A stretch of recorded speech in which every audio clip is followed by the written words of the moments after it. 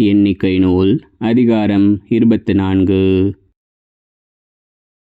இஸ்ரேலுக்கு ஆசி கூறுவதே ஆண்டவருக்கு விருப்பம் என்று பிலேயாம் கண்டபோது முன்பு செய்தது போன்று அவர் சகுனம் பார்க்கச் செல்லாமல் தம் முகத்தை பாலை நிலத்துக்கு நேரே திருப்பினார். பிலேயாம் ஏறிட்டு பார்க்கவே குளம் குளமாக பாளையம் இறங்கிய இஸ்ரேலை கண்டார். அப்போது கடவுளின் ஆவி அவர் மேல் இறங்கியது. அவர் திருவுரையாக கூறியது பெகோர் புதல்வன் பிலேயாமின் திருமொழி, கண் திறக்கப்பட்டவனின் திருமொழி. கடவுளின் வார்த்தைகளை கேட்கிறவனின், பேராற்றல் வாய்ந்தவரின் காட்சியை கண்டு கீழே விழுந்தும் கண் மூடாதவனின் திருமொழி. யாக்கோபே, உன் கூடாரங்களும் இஸ்ரேலே, உன் இருப்பிடங்களும் எத்துணை அழகு வாய்ந்தவை! அவை விரிந்து கிடக்கும் பள்ளத்தாக்குகள் போன்றவை, ஆண்டவர் நட்ட அகில் மரங்கள் போன்றவை, நீர் அருகிலுள்ள கேதுரு மரங்கள் போன்றவை. அவனுடைய நீர்க்கால்களிலிருந்து தண்ணீர் ஓடும். அவனது விதை நீர்த்திரளின் மேல் இருக்கும். அவனுடைய அரசன் ஆகாகை விட பெரியவன். அவனது அரசு உயர்த்தப்படும். கடவுள் அவனை எகிப்திலிருந்து கொண்டு வருகிறார். காண்டாமிருகத்தின் கொம்புகள் அவனுக்குண்டு. அவன் தன் எதிரிகள் ஆகிய வேற்று இனத்தவரை விழுங்கி விடுவான். அவர்கள் எலும்புகளை தூள் தூள்களாக நொறுக்குவான். அவர்களை தன் அம்புகளால் ஊடுருவ குத்துவான். அவன் துயில் கொண்டான். சிங்கம் போன்றும் பெண் சிங்கம் போன்றும் படுத்து கொண்டான். அவனை எழுப்பி விடுவோன் யார்? உனக்கு ஆசி கூறுவோன் ஆசி பெறுவான். எனவே உன்னை சபிப்போன் சாபமடைவான். எனவே பிலேயாம் மீது பாலாக்கு கடும் சினம் கொண்டு தன் கைகளை தட்டி பிலேயாமிடம், என் எதிரிகளை சபிக்கவே நான் உம்மை அழைத்தேன். ஆனால் நீர் இம்மூன்று முறையும் அவர்களுக்கு ஆசி கூறியுள்ளீர். எனவே உடனே இடத்துக்கு ஓடிவிடும். உமக்கு இறுதியாக மரியாதை செய்வேன் என்று சொல்லியிருந்தேன்.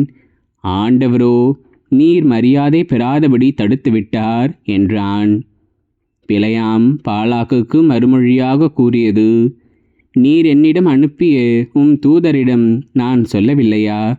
பாலாக்கு வீடு நிறைய வெள்ளியும் பொன்னும் தந்தாலும் ஆண்டவரின் வார்த்தையை மீறி சென்று என் விருப்பப்படி நன்மையோ தீமையோ செய்ய இயலாது. ஆண்டவர் பேசுவதையே நான் பேசுவேன் என்று சொல்லவில்லையா? இப்போது நான் என் மக்களிடம் போகிறேன். வாரும், பிற்காலத்தில் இம்மக்கள் மக்களுக்கு என்ன செய்வார்கள் என்று உமக்கு தெரிவிப்பேன் என்றார். அவர் திருவுரையாக கூறியது பெகோரின் புதல்வன் பிலேயாமின் திருமொழி, கண் திறக்கப்பட்டவனின் திருமொழி. கடவுளின் வார்த்தைகளை கேட்டு உன்னதர் அளித்த அறிவை பெற்று பேராற்றல் உடையவரின் காட்சி கண்டு கீழே வீழ்ந்தும் கண்மூடப்படாதவனின் திருமொழி. நான் அவரை காண்பேன், ஆனால் இப்போதன்று. நான் அவரை பார்ப்பேன், ஆனால் அண்மையில் அன்று. யாக்கோபில் இருந்து விண்மீன் ஒன்று உதிக்கும். இஸ்ரேலிலிருந்து செங்கோல் ஒன்று எழும்பும். அது மோவாபின் நெற்றிப்பிறையை நசுக்கும். சேத்தின் புதல்வர் அனைவரையும் அழித்துவிடும். அவன் எதிரியான ஏதோம் பாழாகிவிடும். சேயிரும் கைப்பற்றப்படும். இஸ்ரேலோ வலிமையுடன் செயல்படும். யாக்கோபு ஆளுகை செய்வான். நகர்களில் எஞ்சியிருப்போர் அழிக்கப்படுவர். பின் அவர் அமலேக்கை பார்த்து திருவுரையாக கூறியது, வேற்றினங்களில் முதன்மையானவன் அமலேக்கு. இறுதியில் அவன் அழிந்து போவான். அடுத்து கேனியனை நோக்கி திருவுரையாக கூறியது, உன் வாழ்விடம் உறுதியானது. உன் கூடு பாறையில் அமைந்துள்ளது. ஆயினும் கேனியன் பாழாய் போவான். அசீரியர் உன்னை சிறைப்பிடித்துச் செல்ல எவ்வளவு காலந்தான் ஆகும்?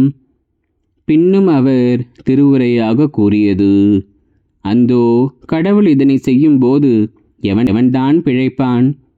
கித்தீம் தன் கப்பல்களால் அசீரியாவையும் ஏபேரையும் துன்புறுத்துவான். பின்பு பிழையாம் எழுந்து தம் இடத்துக்கு திரும்பினார். பாலாக்கும் தன் வழியே சென்றான்.